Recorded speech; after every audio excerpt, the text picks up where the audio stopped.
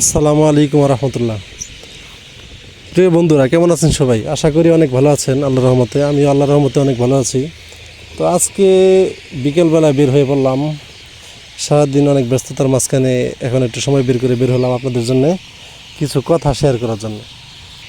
আমাদের নিত্য প্রয়োজনীয় কাজে যানবাহন আমাদের কাছে এটা একটা গুরুত্বপূর্ণ জিনিস।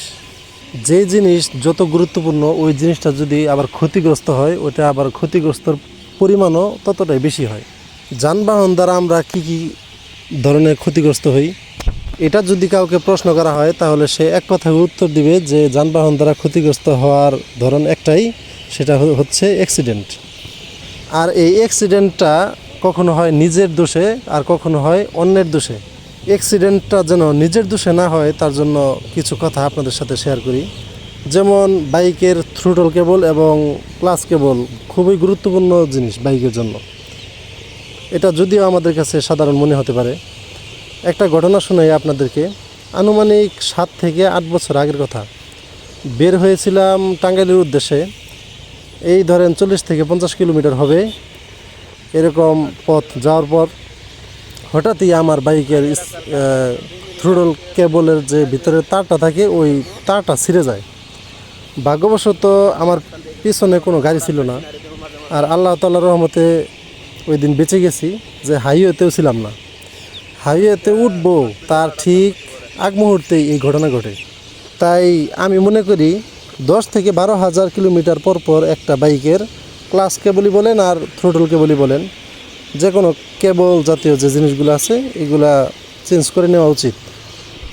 আবার দুর্ঘটনার কবলে পড়ার আরেকটা সবচেয়ে বড় কারণ যেটা, ওইটা হইতেছে বেশিরভাগ দুর্ঘটনা, বাইক দুর্ঘটনা যেগুলো হয় এগুলো আমাদের ওভার কনফিডেন্সের কারণে হয়। আর এই ওভার কনফিডেন্সটা আমাদের মতো যুবকদের, যারা ইয়াং জেনারেশন, ইয়াং বয়স্ক আছি, তাদের একটু বেশি। যারা একটু বয়স্ক রাইডার, বয়স্ক অবস্থায়ও বাইক রাইড করে, তারা কিন্তু বড় বড় দুর্ঘটনার কবলে পতিত হয় না।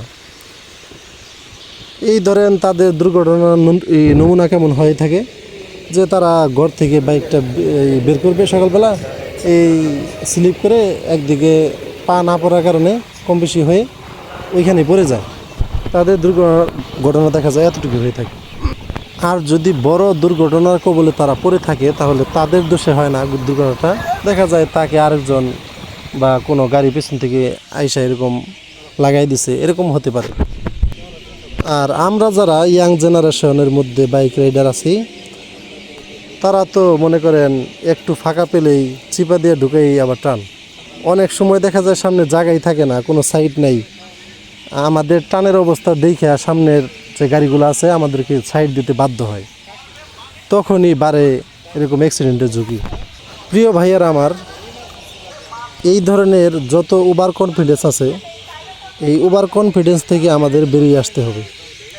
তবেই আমাদের বাংলাদেশের দুর্ঘটনার হার কমিয়ে আনা সম্ভব। তাই আসুন সাবধানে বাইক রাইড করি, নিরাপদে ঘরে ফিরি। সকলের শুভকামনা জানিয়ে আজকের মতো এই ভিডিওটা এখানে শেষ করছি। আসসালামু আলাইকুম।